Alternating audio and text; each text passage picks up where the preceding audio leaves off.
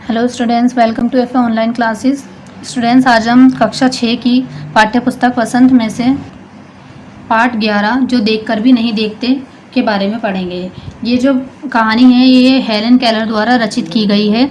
इसमें Helen Keller ने अपने बारे में बताया है, जैसे कि आइए पढ़ते हैं इसे। कभी कभी मैं अपने मित्रों की परीक्षा लेती हूँ, ये परखने के लिए कि वे क्या देखते हैं। हाल ही में मेरे प्रिय मित्र जंगल की सैर करने के बाद वापस लौटी। मैंने उनसे पूछा, आपने क्या क्या देखा? कुछ खास तो नहीं, उनका जवाब था। मुझे बहुत अचरज नहीं हुआ, क्योंकि मैं अब इस तरह के उत्तर की आदी हो चुकी हूँ। मेरा विश्वास है कि जिन लोगों की आंखें होती हैं वे बहुत कम देखते हैं। क्या ये संभव है कि भला कोई जंगल में घंटा भर घूमे और फिर भी कोई विशेष चीज ना देखे? मुझे जिसे कुछ भी दिखाई नहीं देता, सैकड़ों रोचक चीजें मिलती हैं जिन्हें मैं छूकर पहचान लेती हूँ। मैं भोजपत्र के पेड़ की चिकनी छाल और चीड़ की खुरदरी छाल को स्पर्श से पहचान लेती हूँ। वसंत के दौरान मैं टहनियों में नई कलियां खोजती हूँ। मुझे फूलों की पंखुड़ियों की मखमली सतह छूने और उनकी घुमावदार बनावट महसूस करने में अपार आनंद मिलता है। इस दौरान मुझे प्रकृति के जादू का कुछ एहसास होता है। कभी जब मैं खुशनसीब होती हूँ तो टहनी पर हाथ रखते ही किसी चिड़िया के मधुर स्वर को कानों में गूंजने लगते हैं। अपनी उंगलियों के बीच झरने के पानी को बहते हुए महसूस कर मैं आनंदित हो उठती हूँ। मुझे चीड़ की फैली पत्तियां या घास या का मैदान किसी भी महंगे कालीन से अधिक प्रिय है। बदलते हुए मौसम का समा मेरे जीवन में एक नया रंग और खुशियां भर जाता है। कभी कभी मेरा दिल इन सब चीज़ों को देखने के लिए मचल उठता है, मगर मुझे इन चीज़ों को सिर्फ छूने भर से इतनी खुशी मिलती है तो उनकी सुंदरता देखकर तो मेरा मन मुग्ध ही हो जाएगा। परंतु जिन लोगों की आंखें हैं वे सचमुच बहुत कम देखते हैं। इस दुनिया के अलग अलग सुंदर रंग उनकी संवेदना को नहीं छूते। मनुष्य अपनी क्षमताओं की कभी कदर नहीं करता। वे हमेशा इस चीज़ की आस लगाए रहता है जो उसके पास नहीं है। ये कितने दुख की बात है कि दृष्टि के आशीर्वाद को लोग एक साधारण सी चीज़ समझते हैं, जबकि इस नियामत सी जिंदगी को खुशियों के इंद्रधनुषी रंगों से भरा भरा किया जा सकता है। तो जैसे कि ये हमारी कहानी है, ये हेलन केलर द्वारा ही रचित की गई है और हेलन केलर ही थी ये जिन्हें बचपन से उनको किसी गंभीर बीमारी की वजह से उन्हें दिखना कम हो गया था और फिर धीरे धीरे उनको दिखना और सुनना बंद हो गया था। लेकिन वो ये अपने इसी बारे में बता रही हैं कि जब वो किसी भी अपने मित्र से मिलती हैं तो उनसे पूछती हैं कि जैसे तुम लोग क्या क्या देख कर आए, क्या क्या देखा, इस बारे में पूछती हैं, उनसे सवाल करती हैं। हाल ही में उनकी एक मित्र जंगल की सैर को जब जाती है और वो उसके लौटने पर हेलन केलर उनसे पूछती हैं कि आपने वहाँ पे क्या क्या देखा, तो उनकी मित्र का जवाब ये होता है कि कुछ खास नहीं। तो हेलन केलर इन उत्तरों की आदी हो चुकी होती है, इसलिए उन्हें इतना ज़्यादा अचरज नहीं होता इस बात पे। लेकिन वो इस बात को सोचती हैं कि सचमुच जिनकी आंखें होती हैं वो कुछ नहीं देखते। मैं तो कुछ देख नहीं सकती, उसके बाद भी मैं ज़िंदगी का बहुत ही आनंद लेती हूँ कि किस तरीके से झरने को पानी को अपनी उंगलियों में गिरता हुआ महसूस करती हैं। वो कोयल की कूक महसूस करती हैं। कभी कभी उनके कानों में गूंजने लगती है, उसका मधुर स्वर कानों में गूंजने लगता है। और उसके अलावा वो पेड़ की जो पत्तियां होती हैं उन्हें छू के उसे महसूस कर लेती हैं। तो वो इन्हीं बातों को सोचती हैं कि मैं कुछ नहीं देख सकती, उसके बाद भी मैं इन सब चीज़ों को महसूस करके अपनी ज़िंदगी का आनंद लेती हूँ इतने अच्छे से। फिर जिनकी आंखें हैं वो क्यों कुछ नहीं देखते? क्योंकि वो उन चीज़ों के आदी हो चुके होते हैं, इसलिए उन्हें उन चीज़ों को देखने में कुछ जिज्ञासा नहीं रहती। ठीक है, तो ये आप इस कहानी को दोबारा पढ़िएगा। बहुत ही इंटरेस्टिंग हेलन केलर की कहानी है ये।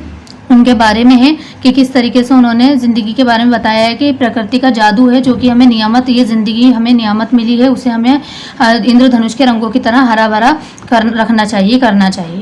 ठीक है, ये हेलन केलर लेखिका के बारे में कुछ बताया गया है। जैसे हेलन केलर 1880 से 1968 अमेरिका के एक ऐसा नाम है जो घोर अंधकार के बीच भी रोशनी देता रहा है।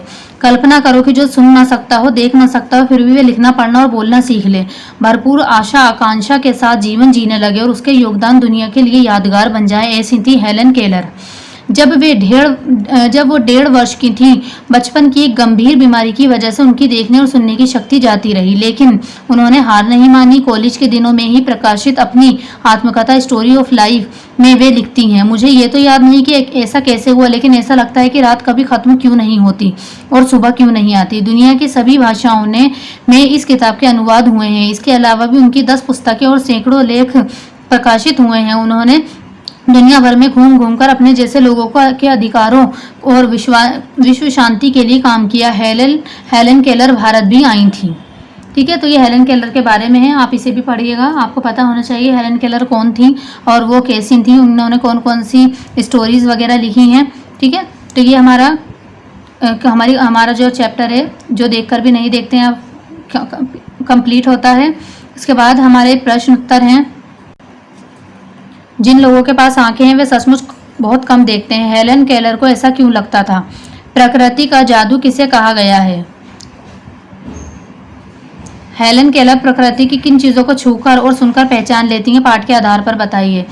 जबकि इस नियामक जिंदगी को खुशियों के इंद्रधनुषी रंगों से हरा भरा किया जा सकता है, तुम्हारी नज़र में इसका क्या अर्थ है? तो जैसे कि पहला प्रश्न है, पहले प्रश्न का उत्तर है हेलन केलर ने ऐसा इसलिए कहा क्योंकि जो लोग किसी चीज़ को निरंतर देखने के आदी हो जाते हैं वे उनकी तरफ अधिक ध्यान नहीं देते, उनके मन में उस वस्तु के प्रति कोई जिज्ञासा नहीं रहती। ठीक है, दूसरा प्रश्न, प्रकृति के जादू किसे कहा गया? प्रकृति के अनमोल खजाने को, उसके अनमोल सौंदर्य और उसमें होने वाले नित्य प्रतिदिन बदलाव को प्रकृति का जादू कहा गया है। प्रश्न 4 है हमारा, हेलन केलर प्रकृति की किन चीज़ों को छूकर और सुनकर महसूस कर लेती थी? हेलन केलर भोजपात्र के पेड़ की चिकनी छाल और खुरदरी छाल को स्पर्श से पहचान लेती थी। वसंत के दौरान वे टहनियों की में नई कलियों, फूलों की पंखुड़ियों की मखमली सतह और उनकी घुमावदार बनावट को भी छूकर पहचान लेती थी। ठीक है, प्रश्न 5, दृष्टि हमारे शरीर का कोई साधारण अंग नहीं है, बल्कि ये तो ईश्वर प्रदत्त नियामत है। इसके जरिए हम प्रकृति निर्मित और मानव निर्मित हर एक वस्तु का आनंद उठा सकते हैं। ईश्वर के उस अनमोल तोहफे से हम अपना जीवन खुशियों से भर सकते हैं। ठीक है, ये 5वें का उत्तर है। उसके बाद है छठा, निबंध से आगे में ये है हमारा दूसरा और ये चौथा। ठीक है, मैंने टिक कर रखा है जो कराए हैं मैंने। दूसरा है, कान से सुन पाने पर आसपास की दुनिया कैसी लगती होगी, इस पर टिप्पणी लिखो और कक्षा में पढ़कर सुनाओ। इसमें उसके अलावा ये है, आज तुमने अपने घर से आते हुए बारीकी से क्या क्या देखा सुना, मित्रों के साथ सामूहिक चर्चा करो। तो इस बारे में आप चाहें तो आप खुद से लिख भी सकते हैं कि जब आप अपने घर से आते हैं, बाहर निकलते हैं, तो बारीकी से क्या क्या चीज़ें सुनते हैं, आपने सुनी है, आप उस बारे में लिख भी सकते हैं अपनी नोटबुक में। ठीक है, कान से, और ये वाला जो है उत्तर प्रश्न, इसका उत्तर है ईश्वर प्रदत्त शारीरिक अंगों में कान भी शरीर का एक महत्वपूर्ण अंग है। इसके काम न करने पर हमें बाहरी दुनिया बड़ी ही अजीब सी लगती है। हमारे लिए विचारों का आदान प्रदान करना मुश्किल हो जाएगा क्योंकि हम ना तो किसी की बात समझ पाएंगे और ना ही किसी को अपनी बात समझा पाएंगे। ठीक है, प्रश्न 7 है। प्रश्न 7 हमारा भाषा की बात में से है, ये फर्स्ट वाला। पाठ में स्पर्श से संबंधित कई शब्द आए हैं, नीचे ऐसे कुछ और शब्द दिए गए हैं, बताओ कि किन चीज़ों का स्पर्श ऐसा होता है। इसका उत्तर है हमारा चिकना, तेल, घी, क्रीम में चिकनापन होता है। मुलायम, रेशमी कपड़ा मुलायम होता है। खुरदरा, लकड़ी व छाल खुरदुरी होती है। सख्त, लोहा, पत्थर, लकड़ी, ये सख्त होता है। चिपचिपा, गोंद चिपचिपा होता है। भुरभुरा, रेत भुरभुरी होती है। ठीक है, अब प्रश्न 8 है। प्रश्न 8, अगर मुझे इन चीज़ों को छूने पर इतनी खुशी मिलती है तो उनकी सुंदरता देखकर तो मेरा मन मुग्ध हो जाएगा। ऊपर रेखांकित संज्ञाएं क्रमश किसी भाव और किसी की विशेषता के बारे में बता रही हैं। ऐसी संज्ञाएं भाववाचक कहलाती हैं। गुण और भाव के अलावा भाववाचक संज्ञाओं का संबंध किसी की दशा और किसी कार्य से भी होता है। भाववाचक संज्ञा की पहचान ये है कि इससे जुड़े शब्दों को हम सिर्फ महसूस कर सकते हैं, देख या छू नहीं सकते। आगे लिखी भाववाचक संज्ञाओं को पढ़ो और समझो। इनमें से कुछ शब्द संज्ञा और कुछ क्रिया से बने हैं, उन्हें भी पहचान कर, जैसे कि यहाँ पर दे रखा है मिठास, भूख, शांति, भोलापन, बुढ़ापा, घबराहट, बहाव, फुर्ती, ताजगी, क्रोध, मजदूरी, एहसास। ठीक है, तो इन्हें क्या करना है आपको, इनमें आपको क्रिया और संज्ञा विशेषण पहचानना।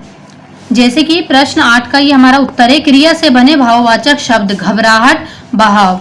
विशेषण से बने भाववाचक शब्द बुढ़ापा, ताजगी, भूख, मिठास। जातिवाचक संज्ञा से बने भाववाचक शब्द मजदूरी। भाववाचक शब्द मजदूरी, क्रोध, फुर्ती। ठीक है, ये इसका उत्तर है। जो क्रिया से बने भाववाचक, जो विशेषण से भाववाचक बने, जो जातिवाचक संज्ञा से भाववाचक बने हैं, ये वो इसके सामने लिखे हैं। वहाँ टेबल बनी हुई है बुक में और उसी को फिर हमने उसमें से छांट कर यहाँ पे लिखे हैं। ठीक है, ये आपको अपनी ग्रामर की नोटबुक में नोट करना है। प्रश्न 9, प्रश्न 9 में बताया गया है, मैं अब इस तरह के उत्तरों की आदी हो चुकी हूँ। उस बगीचे में आम, अमलतास, सेमल आदि तरह तरह के पेड़ थे। ऊपर दिए गए दोनों वाक्यों में रेखांकित शब्द देखने से मिलते जुलते हैं। देखिए, देखने में मिलते जुलते हैं, आदि, आदि, ठीक है, यानी ये भी आदि, ये भी, बस इसमें छोटी और इसमें बड़ी की मात्रा का फर्क है, लेकिन देखने में ये मिलते जुलते हैं, पर उनके अर्थ भिन्न हैं। नीचे ऐसे कुछ और शब्द दिए गए हैं, वाक्य बनाकर उनका अर्थ स्पष्ट करो। ये वर्ड शब्द दिए गए हैं, इनको अर्थ स्पष्ट करना है। अवधि, ये भी अवधि, पर इसमें छोटी बड़ी मात्राएं लगी, यानी इनके अर्थ भी अलग अलग हैं, तो इन्हें अर्थ लिखकर उनको वाक्य में इस्तेमाल करना है, प्रयोग करना है। जैसे कि प्रश्न 9 क्या, इसका उत्तर है अवधि। अवधि में छोटी की मात्रा है, अवधि। ऋण चुकाने की अवधि समाप्त हो चुकी है, अवधि। यह काव्य अवधि में लिखा गया है। मैं, बगीचे में आम का पेड़ है। मैं घूमने जा रहा हूँ। मेल, पड़ोसियों के साथ मेल से रहना चाहिए। मैल, कपड़े का मैल साफ हो गया है। ठीक है, इस तरीके से आपको मैंने आधे इसमें से कर दिए हैं, आधे आपको खुद इसी तरीके से बनाकर अपनी नोटबुक में ग्रामर की नोट करने हैं। ठीक है, तो ये लेसन आपका यहाँ पर 11वां लेसन ये आपका यहाँ पर पूरा होता है। शब्दार्थ, इसके प्रश्न उत्तर और इसके ग्रामर के साथ इसे चैप्टर को आपको फिर पढ़ना है, समझना है। उसके अलावा इस वर्क को, ग्रामर का वर्क ग्रामर की और नोटबुक का वर्क प्रश्न उत्तर नोटबुक में नोट करना है। ठीक है, थैंक यू।